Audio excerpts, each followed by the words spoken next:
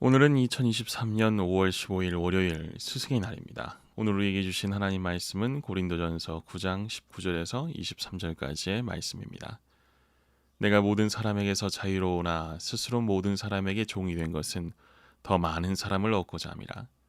유대인들에게 내가 유대인과 같이 된 것은 유대인들을 얻고자 하며 율법 아래에 있는 자들에게는 내가 율법 아래에 있지 아니하나 율법 아래에 있는 자 된 것 같은 율법 아래에 있는 자들을 얻고자 하며 율법 아래에 있는 자 같이 된 것은 율법 아래에 있는 자들을 얻고자 하며 율법 없는 자에게는 내가 하나님께는 율법 없는 자가 아니요 도리어 그리스도의 율법 아래에 있는 자이나 율법 없는 자와 같이 된 것은 율법 없는 자들을 얻고자 함이라. 약한 자들에게 내가 약한 자와 같이 된 것은 약한 자들을 얻고자 하며 내가 여러 사람에게 여러 모습이 된 것은 아무쪼록 몇 사람이라도 구원하고자 함이니 내가 복음을 위하여 모든 것을 행함은 복음에 참여하고자 함이라. 아멘. 깊은 사랑은 권리를 포기하게 합니다.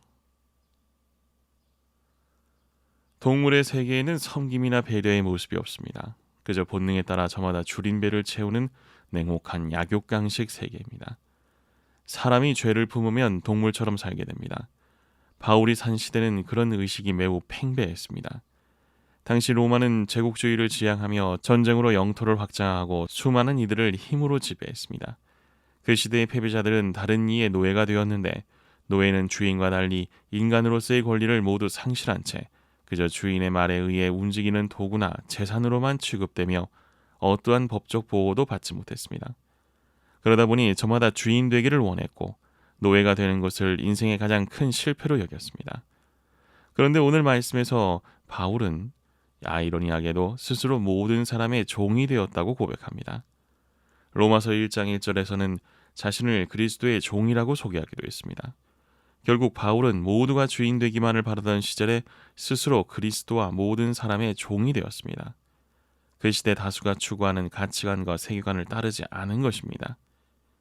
이유가 무엇이었을까요? 바울은 그 이유를 설명하면서 오늘 본문에서 무려 5번이나 같은 말을 반복합니다. 바로 얻고자 함입니다.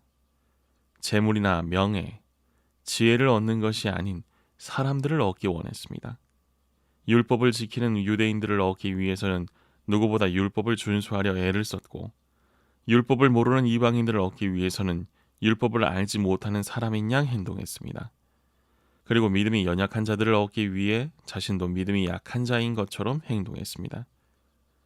이처럼 여러 사람에게 여러 모습으로 다가간 이유는 오직 한 가지, 그들이 예수 그리스도를 받아들이고 구원받기를 원했기 때문입니다. 그 일을 위해서라면 얼마든지 자신의 권리를 포기했습니다. 결혼과 사도로서 성도들에게 요구해 받을 수 있는 생활비와 얼마든지 마음대로 먹을 수 있는 음식에 대한 자유를 포기했습니다. 이유는 그만큼 주님을 사랑했기 때문입니다. 깊이 사랑하면 주님께서 우리에게 그러셨듯 그 사람을 위해 스스로 누릴 권리를 포기하게 됩니다. 본을 보여주신 예수님처럼 바울처럼 우리도 그 사랑으로 살아가기를 소원합니다.